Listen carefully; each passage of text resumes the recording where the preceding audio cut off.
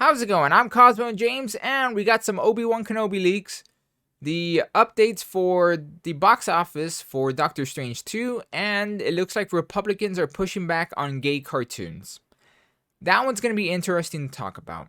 But before we do, like, subscribe, and comment. It will be much appreciated, and let's get to it. So, about those leaks, I'm not going to talk about it.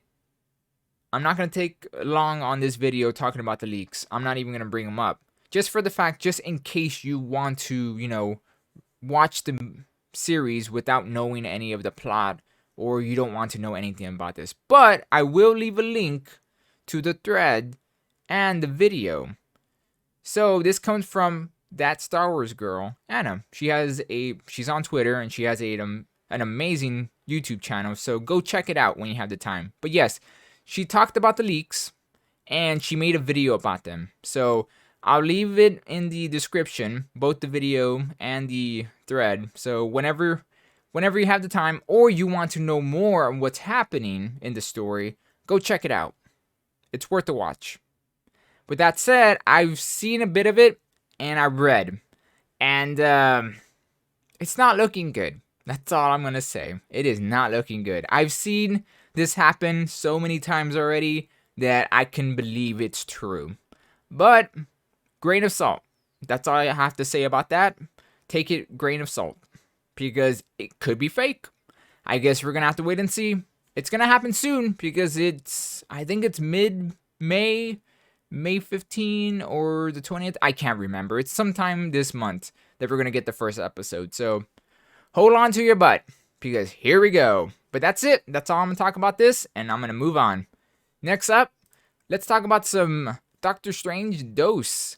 I made a review about this movie, and the more I think about it, the more I don't like it. Yes, I gave it a 2 or 3. It was mediocre to average, because there were some decent parts, and I didn't hate it. But the more I think about this story, it falls apart. It's a wet paper napkin, and it's starting to hit a low 2. I don't think it'll hit a 1, because there is some decent things in it that I can't make it a 1, because there is a lot of decent things that will keep it afloat. But everything else around it, oh my god, everything else around it is just bad. But even though I gave it a bad review, or mediocre review, it's not even a bad review, it's just mediocre. It looks like people like it. And it's doing very well. I was wanting to talk about it yesterday, but I wanted to see how it turned out, really get the whole picture. And this was what I got. So it's the biggest opening for 22. Second biggest post-pandemic opening. Ugh, that's so stupid. 5th biggest Marvel movie global opening. 10th biggest global opening of all time. That's pretty good. That's really good for a movie that's so mediocre. Yeah, it's doing this well. Oh my god. But yes, let's get the numbers, because there is numbers on this. So, all in all, everything worldwide, it made 450 million worldwide. Domestically, I think it's around 195, close to 200 mil. Sorry, not 2 mil. That's not bad. That's very good. Let's see. Where is it? I know there's numbers for that. Oh, here it is, right here. It made 185 mil. It was close. Really close for doing 2 million. 200 million. I keep saying 2 million. It's not 2. It's 200. But yes, it did very well. I'm not surprised. It's Doctor Strange. It's a legacy character. Both Wanda and him. And then this is also coming from No Way Home. Honestly, that's great. Awesome. People like it. Personally, I wish it was better. I really do. I like Doctor Strange and Wanda, and they really screwed them up. That's all I'm gonna say. You know what? I'm gonna move past this, because I'm gonna end up going in a rant, because there's a lot of problems, to the point that I'm thinking of making just a video ranting of all the problems in this movie. But I digress. Let's move on. So, we have some semi-good news. If you were waiting for that Resident Evil RE Versus, we might be getting it soon. So it got rated for Stadia. I didn't know it was coming out for Stadia, but yes, it's coming out for Stadia. And it looked like, well, it was delayed. It was delayed from 2021 to don't know. But now we're seeing that it's getting rated for the Stadia, so it's a good chance it might come out soon.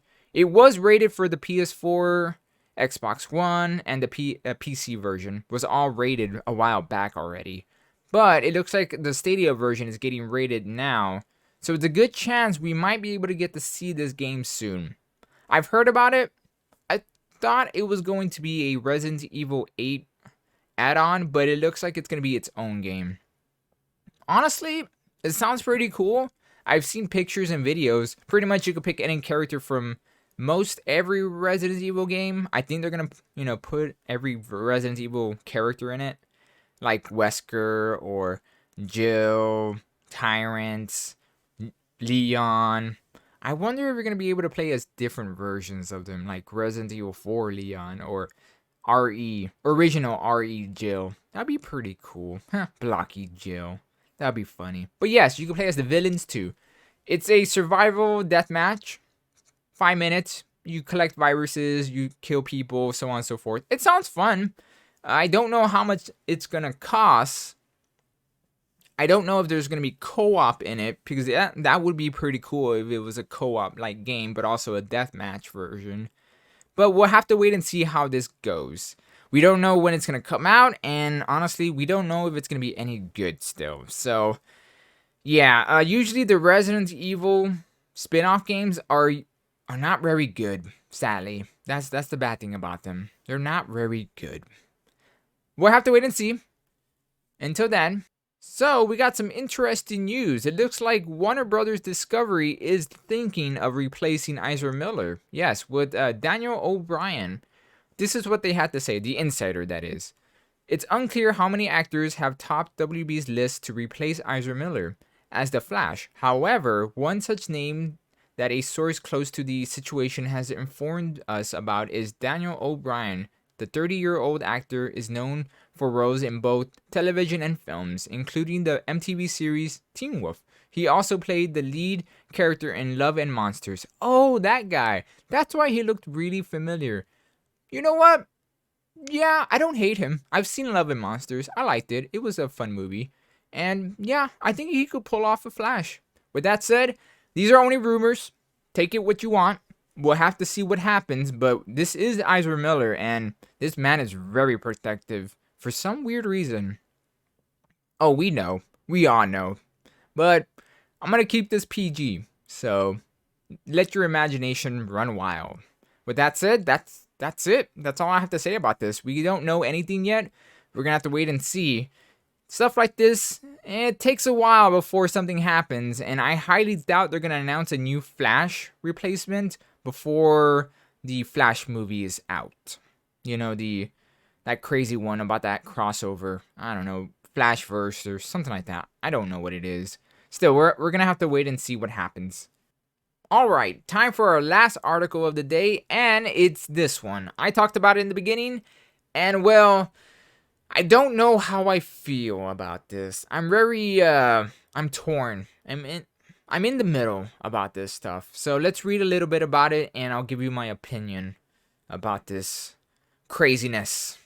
So, Republican senators called for the TV guideline ratings to label alphabet content in children's programming. Yes. I read the article. It sounds worse than what it is. That's all I'm gonna say. If someone just read the headline and started just thinking, oh, they want to get rid of gay people and censor everything about love and stuff like that, and that stuff, and the Republicans are horrible, like, no, stop right there. That's not what the article is about, and that's not what they're trying to do. Okay? If you read the article, you'll notice and you will know that that's not what they're trying to do. I don't know how I feel about this, because this feels like it's too overstepping, overbearing, and it makes them look ignorant. But if you read more into it on what they're trying to do, I can't blame them. See, the reason why they're trying to push this is because what happened with Disney. Here, let's read a little bit of the article. In response to Disney's comment to increase the amount of alphabet content in their children's programming following the fallout with the state of Florida over the newest passed parental rights in education bill. Thank you, Bounding into Comics, for actually calling it what it is. A number of U.S. Republican senators are calling for a major change in the ways said content is rated. See, that's what they're trying to do. They're not trying to get rid of it. They're just trying to give a better rating to it. So instead of being I don't know the TV guideline rating, but I do know the movie guideline rating. So I'm going to use that as an example. G is for everyone. PG is for like maybe tweens. PG-13 is for teenagers. And R is for adults. If you get that gist of the idea. So pretty much what the senators, the Republicans, are saying that rated G content, because I'm using that as an example, it shouldn't have sexual content in it. And that's the biggest problem of it all. And I can't disagree with that. I think, no. Blue's Clues, Sesame Street, those, little kids shows shouldn't have anything with sex in it. That's all I'm going to say. It shouldn't have nothing about that. I don't care if it's straight or gay. It should be talking about, numbers and math and learning and talking to people and so on and so forth. Sure, we could respect everyone, and that's a good way to learn, but once you get into the whole kissing realm and loving someone, that's a little too far, my dude. Now, as for tweens or teens, I don't know. At that point, you're kind of already a teenager, so like rated PG or PG-13 shows, I think that's fine as long as you don't go R. But yeah, this is the only reason why they're doing this is because of what Disney said. It's pretty much a reflex. And I don't know how I feel about this. It's not horrible. It's not entirely bad. Because like I said, they're not trying to get rid of it. They're just trying to up the range or the age rating on it. That's all they're trying to do. We're going to have to wait and see what happens. I don't know if this is going to go through or pass or anything like that. But at the same time, I understand why they're doing this.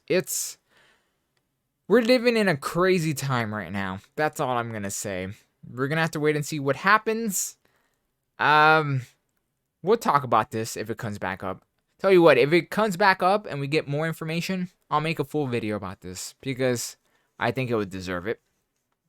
With that said, that's it. That's all the news for today.